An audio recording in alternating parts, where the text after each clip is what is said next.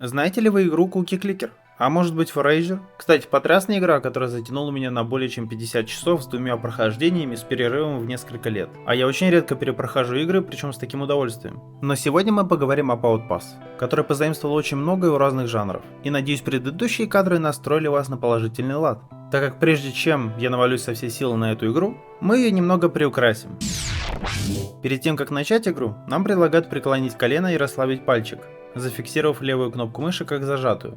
И после предлагают вообще удалить игру, отключив элементы выживания, как сон и еда. Но мы прожаренный самурай, и наши пальцы видали и не таких соперников, так что будем страдать. И вот мы появляемся на небольшом острове, и начинаем как заправский шахтер без перерыва долбить все, что долбится. А что долбится долго, долбим еще яростнее. Добыв свои первые ресурсы и разбив руки, мы знакомимся с доступным крафтом. Скрафтив свои первые инструменты, наша эффективность значительно повышается. И чувствуя превосходство над статичными ресурсами, мы еще яростнее стремимся их переработать в полезные для нас предметы. Через какое-то время, добыв определенные богатства местных широт, мы беремся за расширение нашего острова, с чем нам поможет валюта, которая добывается одновременно с добычей ресурсов. На новых островах, которые мы открываем, мы находим книги с полезными навыками, что в скором времени облегчит страдания нашего указательного пальца и добавит автоматическое кликание. Добывая все новые ресурсы и расширяя доступный инструментарий, мы все сильнее упрощаем нашу шахтерскую жизнь. Со временем мы автоматизируем и добычу ресурсов, и добычу местной фауны. Мы готовим себе зелья, крафтим магические посохи, стреляем из луков, лазим по пещерам и все больше расширяем наши границы, находя новые биомы с более богатыми землями. И с чувством исполненного долга, превратив всю прилегающую территорию в свою ферму по добыче ресурсов, и наконец придя к тому, что ваш указательный пальчик больше судорожно не кликает ради добычи ресурсов, единственная ваша задача – это пробежаться по маршруту и собрать добытые богатства. Мне кажется, ли я озвучил какой-то веселый бизнес-план? Бизнес-план на одном пальце. Звучит как хорошее название для тренинга. Теперь мы поговорим о проблемных местах игры. При этом все познается в сравнении. Именно поэтому я буду сравнивать игру с прямым конкурентом, о котором я вспомнил ранее – Forager, так как у этих игр больше всего сходств. Начнем сразу с главного меню. Шрифты на протяжении всей игры доставляли боль моим бедным глазам, которые и так уже всякого насмотрелись. То ли это сами спрайты низкого разрешения, то ли так отрабатывает постпроцессинг элементов интерфейса. При этом на футажах это ощущается значительно легче, но можно посчитать это вкусовщиной. И небольшая ремарка. Я очень невнимателен. У этой игры есть локализация и на русский язык в том числе, но этот язык от меня спрятался в верхнем правом углу. И заметил я его только когда уже заканчивал с этой игрой. Как бы с одной стороны это моя невнимательность, а с другой стороны интерфейсом игра делает фокус сугубо на центре экрана.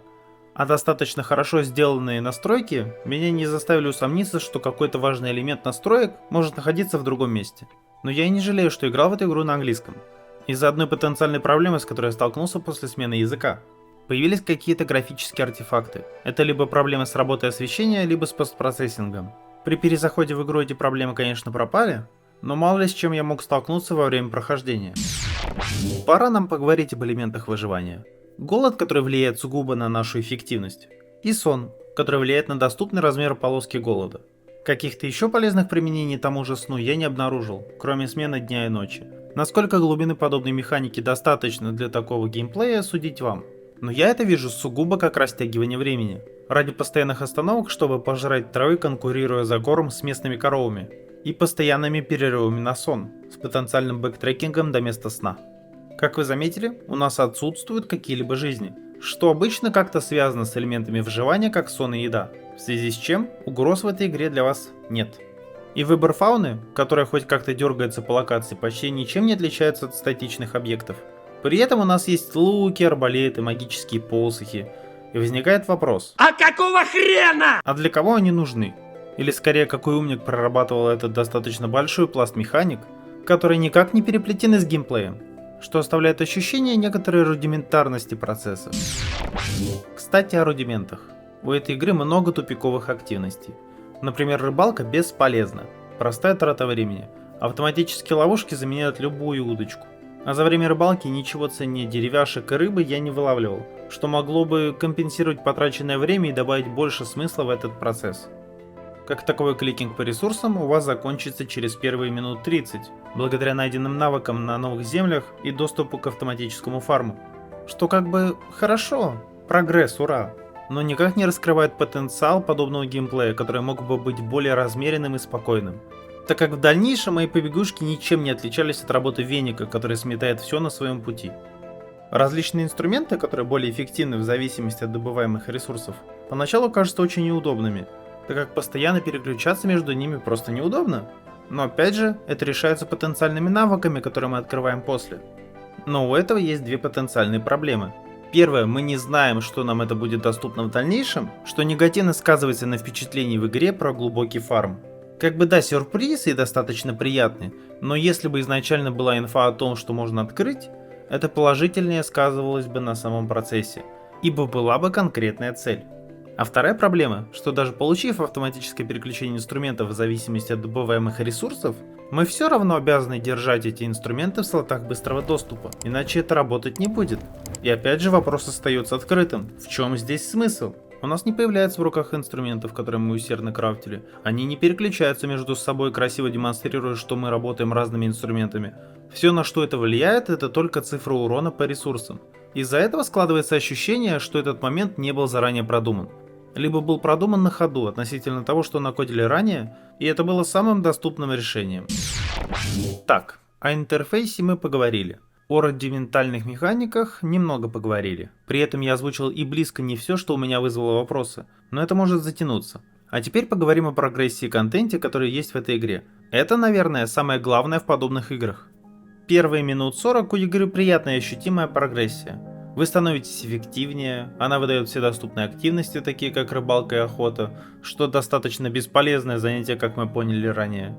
У вас достаточно большие и уверенные шаги. Тут появилась автодобыча ресурсов, тут появились автоматические ловушки для воды. В другом месте появилась ферма, и вы даже ее немного автоматизировали. Конечно, у многих ресурсов здесь максимум по одному применению, но это лирика. И после этого приятного периода, когда вы открываете очень эффективные скиллы, такие как автокликинг и автопереключение снаряжения, что, как по мне, не должно было так использоваться. Мы сталкиваемся с фармгейтами, которые несложные, но которые предполагают наше перемещение в новые биомы. А что главное в фарм-играх? Чтобы ваш фарм приумножался, становился быстрее и привносил положительные эмоции в наши жадные души. Но как только вы переходите в новый биом за новыми ресурсами, все, что у вас автоматически работало на предыдущем биоме, перестает работать, пока вы не вернетесь в этот биом. И это, конечно же, фрустрирует. У вас пропадает желание автоматизировать добычу на других биомах и как-то расширять свои владения. Но игра предоставляет возможность активировать добычу в биомах, на которых вас нет. То есть игра у вас отнимает то, чего вы добились, и чтобы снова это вернуть, вам придется еще поработать. При этом крафтинг этого устройства не так прост. Мне кажется, тут разработчики немного не поняли, от чего игроки получают удовольствие в подобных играх. И возникли какие-то проблемы с целями происходящего, весь этот сизифов труд выглядит как-то сакральненько. Как вы заметили, до сего момента я больше не вспоминал о форейджере, потому что сейчас мы поговорим о целях. И если в какой-то игре мы должны добыть 3 камня, подняться на гору и стать богом, где-то заработать деньги на новую ферму, где-то создать свой культ, или свалить с планеты, параллельно отбиваясь от жуков, то у этой игры цели нет. Ну как, цель вы можете поставить себе сами, например, получить все ачивки. Но какую-то конкретную цель игра перед вами не ставит. Все эти механики по фарму, добыче в том или ином виде присутствуют в форейджере, но их там в разы больше и работают они в разы интереснее. Но главное отличие, что если цели в Outpass у нас не появится, то форейджер предоставляет различные задачи, загадки, цели и много другого связанного между собой контента. В игре настолько насыщенный контент и настолько большое разнообразие активностей, что игра вас попросту не отпустит. А фармгейты сами собой исчезнут, пока вы будете заниматься разгадыванием загадок на новом острове. Как по мне, даже минимальная цель дает намного больше поводов играть в игру, чем песочница, которая не собирается вас развлекать. Забавно, как из обзора на Outpass игра превратилась в рекламу форейджера. К сожалению, в России игра сейчас не очень доступна, но думаю, найти эту игру получится легко. У игры много мусорных механик, много нелогичных, а иногда фрустрирующих действий по отношению к игроку. Контента и его разнообразия маловато, а главное, особого отличия в нем нет. От биома к биому вы просто добываете больше базовых ресурсов и пару новых предметов. В этом нет ничего страшного, если это идет вместе с чем-то интересным. Какими-нибудь загадками, какими-нибудь испытаниями, забавными открытиями. Ведь мы исследуем новые земли. Но игра ничего этого не даст. Игра не ставит перед вами никаких целей, вы развлекаете себя сами. Сможете вы себя развлечь в этой игре? Думаю, да. У игры есть потенциал интересных методов монетизации, но в обзоре я о них не вспоминал, так как они мне просто не пригодились. Игра в моем случае перестала быть интересной уже через час. Через 2 мне стало неприятно, через 3 больно, через 4 я был рад ее закрыть. И давал ей шанс, во-первых, чтобы рассказать вам, во-вторых, потому что у игры хороший трейлер, и я хотел увидеть весь контент во всей его красе. У игры есть плюсы: приятный визуал, разнообразные механики, геймплейная суть, которая должна была быть более медитативной, но главное в играх это геймплей. И тут он хромает. Но не верьте мне на слово. Чтобы сделать вывод, основываясь на моих наблюдениях, вам хватит и получаса. После чего при необходимости вы сможете сделать рефанд. И на этом мы, пожалуй, закончим. Всем спасибо за просмотр, подписывайтесь, закликайте кнопочку с лайком и фармите с удовольствием. А что касается последующих роликов, дальше будет интереснее. Всех благ!